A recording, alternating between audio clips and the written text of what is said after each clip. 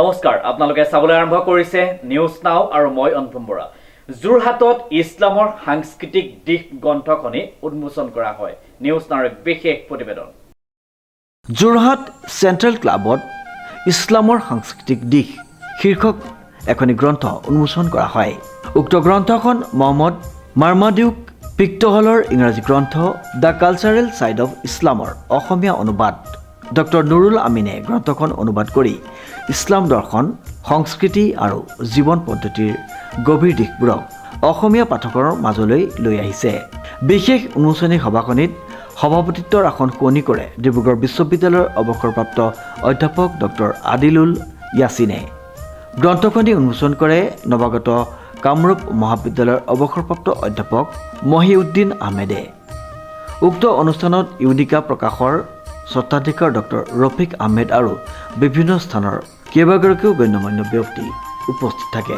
গ্ৰন্থখনিত ইছলামৰ সাংস্কৃতিক বিশেষত্বসমূহ গভীৰভাৱে বিশ্লেষণ কৰি দৰ্শনৰ দিশসমূহ ব্যাখ্যা কৰা হৈছে।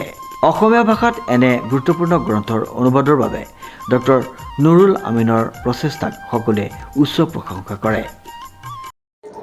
আচলতে আজিৰ প্ৰায় 100 বছৰ আগতেই এজন বিশিষ্ট পণ্ডিত মাৰ্মাদিউক পিক্টহলে ইছলামৰ বিভিন্ন দিশ সম্পৰ্কে যিকেইটা ভাষণ প্ৰদান কৰিছিল সেই সময়ৰ মাদ্ৰাজত, সেই ভাষণকেইটা আচলতে ইছলামৰ ধৰ্মীয় দিশত বাহিৰে সাংস্কৃতিক যিকেইটা দিশ সেই দিশকেইটাক বিশ্লেষণ কৰি মানুহৰ আগত দাঙি ধৰিছিল।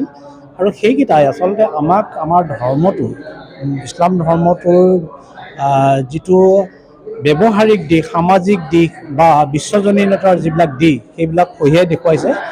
আৰু এই ভাষণকেইটা মূলতঃ ইংৰাজীতে আছিল আৰু সেইখিনি অসমীয়া পাঠকে যাতে সহজে পায় বা পঢ়িব পাৰে সেইকাৰণে এই কিতাপখন আমি অসমীয়ালৈ অনুবাদ কৰিলোঁ। আৰু অনুবাদ কামটো যথেষ্ট টান কাম, যিহেতু তেওঁ ইংৰাজী আৰু পুৰণি ইংৰাজীত লিখা এটা তেখেতৰ ভাষণ। কিন্তু যি নহওক, এই প্ৰচেষ্টা ৰাইজে যদি আদৰি লয় তেতিয়াহ'লে আমাৰ এই কাম সফল হ'ব।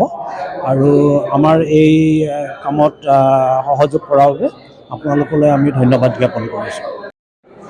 ডক্টৰ নুৰুল আমিনে অনুবাদ কৰা মাৰ্মাদিউক পিক্টহলৰ যিখন কালচাৰেল ছাইড অফ ইছলাম, তাক নুৰুল আমিনে অসমীয়ালৈ ইছলামৰ সাংস্কৃতিক দিশ নাম দি অনুবাদ কৰিছে।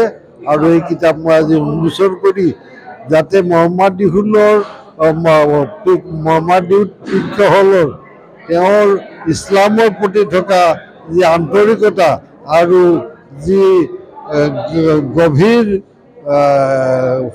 সংস্কৃতি, সেইটো সৰ্বসাধাৰণে যাতে বুজিব পাৰে তাৰ সুবিধা কৰি দেখুৱালে, আৰু তাৰ কাৰণে মই ধন্যবাদ।